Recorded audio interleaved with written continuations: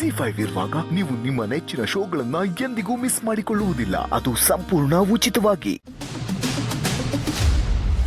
ಚಿಕ್ಕಮ್ಮ ಇಲ್ಲೇ ಇದ್ದೀರಾ? ಒಳ್ಳೇದಾಯ್ತು. ಇದು ಅಮ್ಮನ ಹೆಸರಲ್ಲಿ ಕಂಪ್ನಿ ಆಗ್ತಿದೆಯಲ್ಲ, ಅದ್ರ ಬಿಲ್ಡಿಂಗ್ ಕನ್ಸ್ಟ್ರಕ್ಷನ್ಗೆ ಫಂಡ್ಸ್ ರಿಲೀಸ್ ಆಗಬೇಕಿತ್ತು. ಅದಕ್ಕೆ ನಿಮ್ಮ ಸಿಗ್ನೇಚರ್ಸ್ ಬೇಕು.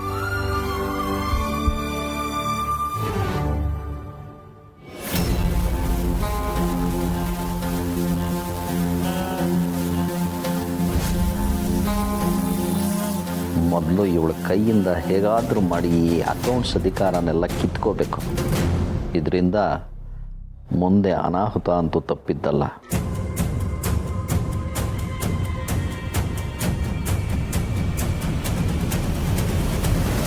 ನೋಡಿ, ನಿಮ್ಮ ಕಂಪನಿ ಕೆಲಸ ಆಗಬೇಕು ಅಂದರೂ ನನ್ನ ಸಹಿನೇ ಬೇಕಂತೆ. ಅದಕ್ಕೆ ಹೇಳ್ತೀನಿ, ಈ ಜವಾಬ್ದಾರಿ ಎಲ್ಲ ನನಗೆ ಬೇಡ, ನೀವೇ ಯಾರಾದರೂ ನೋಡ್ಕೊಳ್ಳಿ ಅಂತ. ಅಯ್ಯೋ, ಹಾಗೆಲ್ಲ ಆಗಲ್ಲ ಚಿಕ್ಕಮ್ಮ. ಇಷ್ಟು ವರ್ಷ ಎಲ್ಲ ನೀವೇ ನೋಡ್ಕೊ ಬಂದಿದ್ದೀರಾ. ಆಮೇಲೆ ನಿಮ್ಮಷ್ಟು ಚೆನ್ನಾಗಿ ಮ್ಯಾನೇಜ್ ಮಾಡೋಕ್ಕೆ ನಮ್ಗೆ ಯಾರಿಗೂ ಬರಲ್ಲ.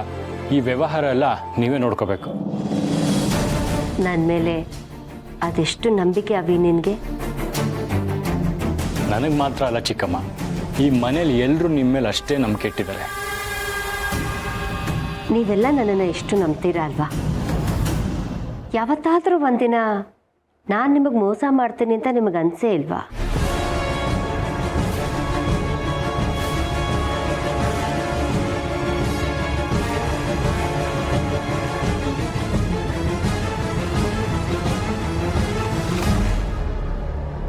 ಎಂಥ ಮಾತಂತ ಆಡ್ತೀರಾ ಚಿಕ್ಕಮ್ಮ? ಇಷ್ಟು ವರ್ಷ ನೀವು ನಮ್ಮನ್ನ ಕಣ್ಣಲ್ಲಿ ಕಣ್ಣಿಟ್ಟು ನೋಡ್ಕೊಂಡಿದ್ದೀರ. ಈ ಮನೆಗೋಸ್ಕರ ಕಷ್ಟಪಟ್ಟಿದ್ದೀರ.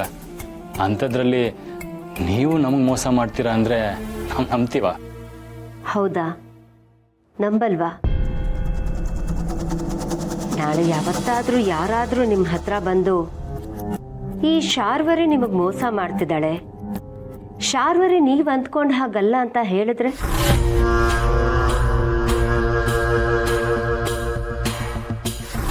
ಏನು ತಮಾಷೆ ಮಾಡ್ತಿದ್ದೀರಾ? ಯಾರೋ ಮನೆಯವರು ಬಂದು ಏನೋ ಹೇಳಿದ್ರು ಅಂತ ನಾವು ನಂಬ್ತೀವ? ಯಾರೋ ಯಾಕೆ, ಆ ದೇವರೇ ನಮ್ಮ ಎದುರು ಬಂದು ನಿಮ್ಮ ಬಗ್ಗೆ ಏನೇ ಹೇಳಿದ್ರು ನಾವು ನಂಬಲ್ಲ. ಹಾಗೇನಾದರೂ ನೀವು ಮೋಸ ಮಾಡ್ತಿದ್ದೀರಾ ಅಂತ ನಮ್ಗೆ ಅನುಮಾನ ಬಂದರೆ ಆ ದಿನ ನಾವು ಸತ್ತ ಹಾಗೆ.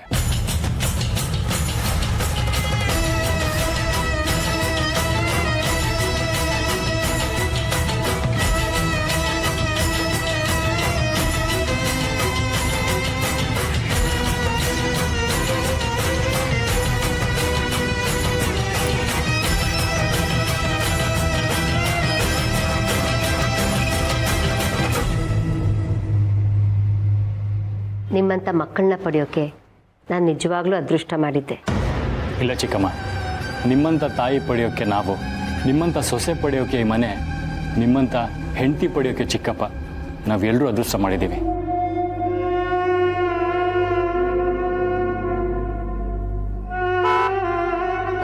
ಸರಿ ಚಿಕ್ಕಮ್ಮ, ಸಮದ್ ಬಂದ ಅನ್ಸುತ್ತೆ, ನಾನು ಹೊರಡ್ತೀನಿ.